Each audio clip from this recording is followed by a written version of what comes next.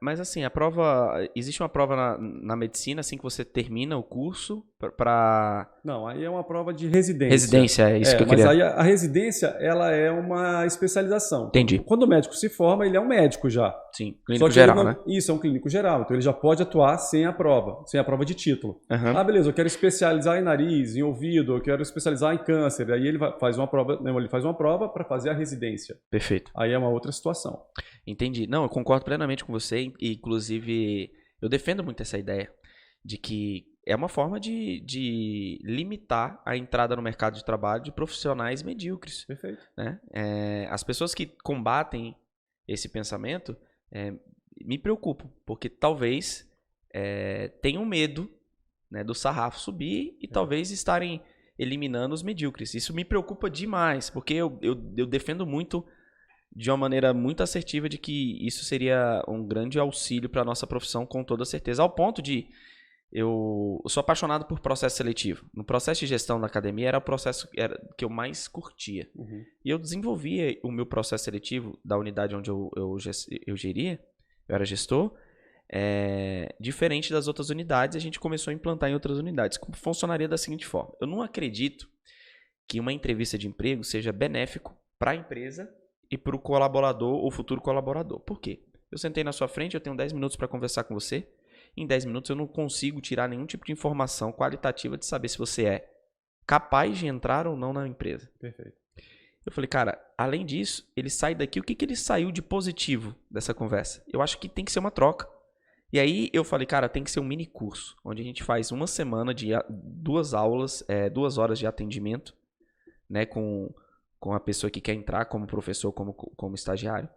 Faço um mini curso de padrões biomecânicos da academia, padrões de atendimento. A pessoa que chegou ali no processo seletivo e não foi escolhida, ela saiu com um pouco de conhecimento e com uma visão da empresa totalmente diferenciada. Eu falei, caramba, se no processo seletivo é assim, imagine quando eu entrar. Eu quero me especializar ainda mais para entrar. Perfeito. E aí você começa a fomentar de maneira qualitativa o nome da empresa. Isso é muito legal. E aí, cara, eu tive a necessidade de incluir uma prova. Por quê? Eu percebi que professores formados não sabiam questões básicas para atuarem dentro da sala de musculação. Sim. E aí a primeira coisa que eu fiz, eu falei, eu vou utilizar essa prova, vou fazer essa prova com meus estagiários internos, e que estão na faculdade ainda, que estão com informação ali bem quentes, né, atualizadas. Mas vai ser uma prova básica. E os estagiários iam bem. Eu falei, não, pronto, deu tudo certo, essa é a prova padrão. Quando tiver o processo seletivo, eu vou fazer com os profissionais de educação física. Infelizmente, profissionais demonstravam ali uma incapacidade técnica que eu fiquei muito preocupado. Sim. E talvez isso, da prova, similar do OAB, ia auxiliar demais. Porque não pode ficar só limitado ali as instituições particulares, as academias a fazer isso. Acho que se vier de cima, né, da parte judicial, como você falou, acho que vai facilitar bastante. Sim. Hoje, qualquer tipo de tentativa dessa seria barrada. Por parte dos conselhos, do Conselho Federal de Educação Física, por exemplo, seria barrado.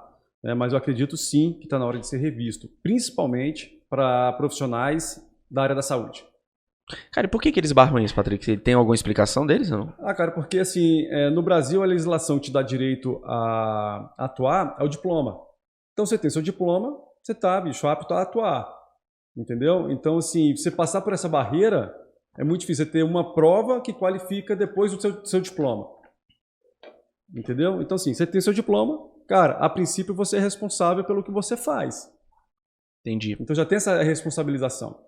E quando tem um conselho por trás, qualquer situação ética que você venha a desfazer essa conduta, você vai ser punido.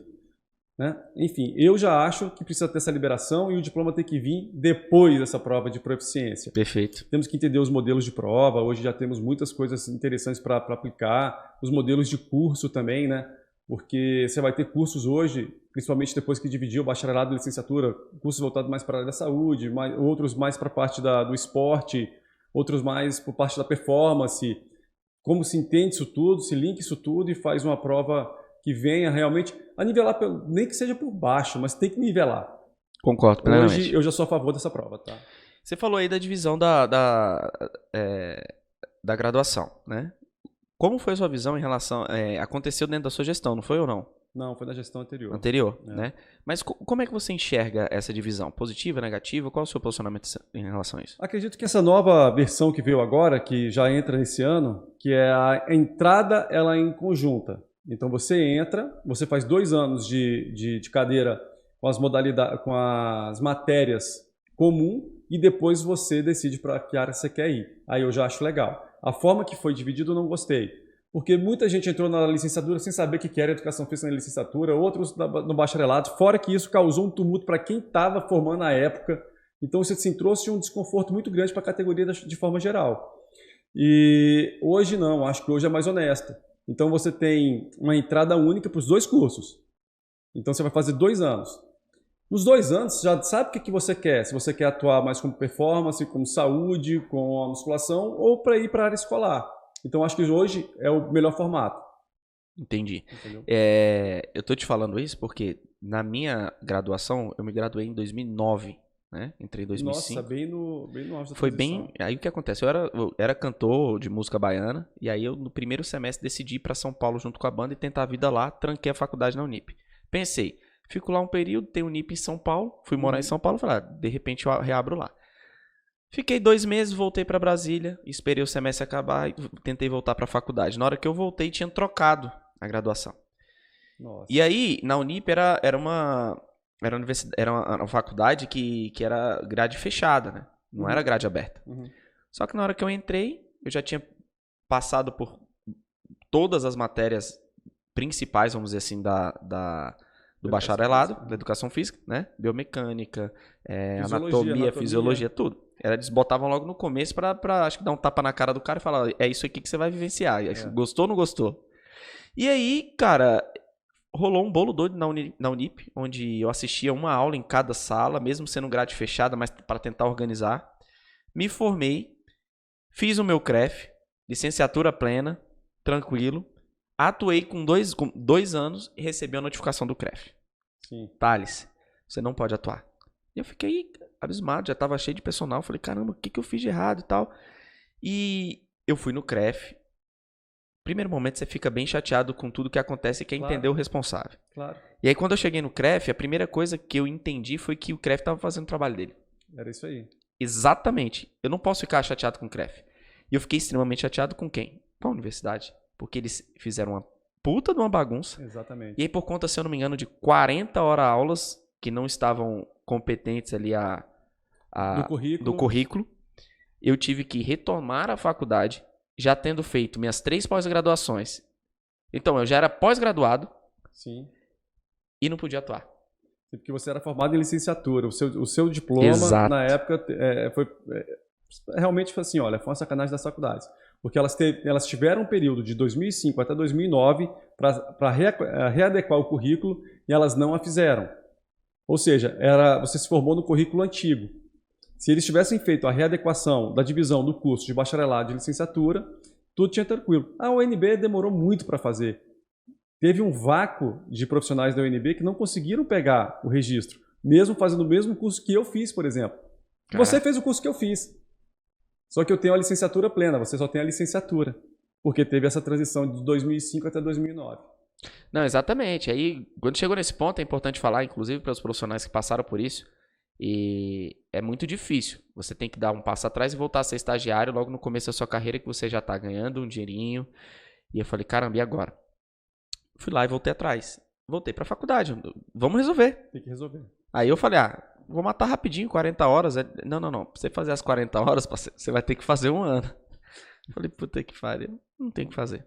Botei os rabos entre as pernas, fui lá, fiz esse 1 ano, peguei a minha graduação do bacharelado e aí renovei a minha carteirinha com...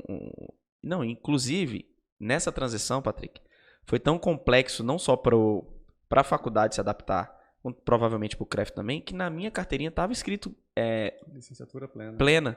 Mas porque eu acho que um entendimento, tudo que é novo é complexo, né? Para o sistema, para todo mundo.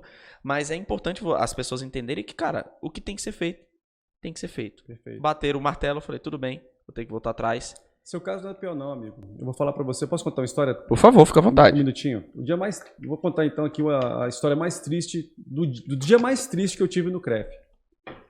Foi o dia que eu vi que 50 pessoas, mais ou menos, já estavam trabalhando com seus registros no CREF e a gente verificou que a faculdade não tinha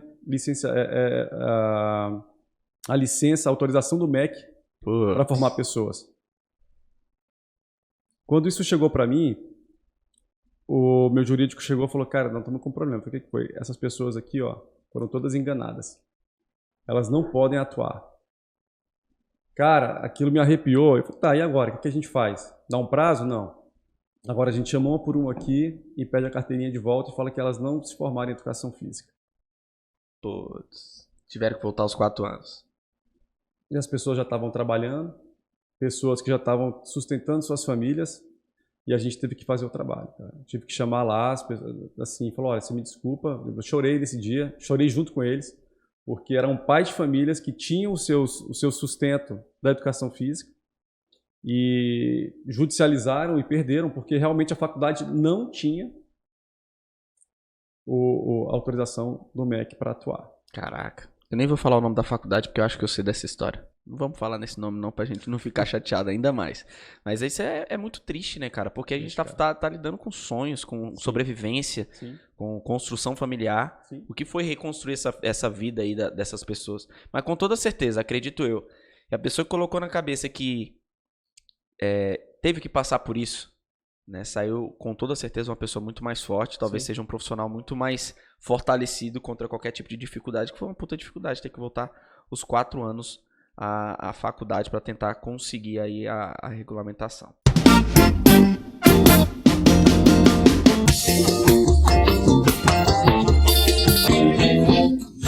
Coisa boa, coisa gostosa.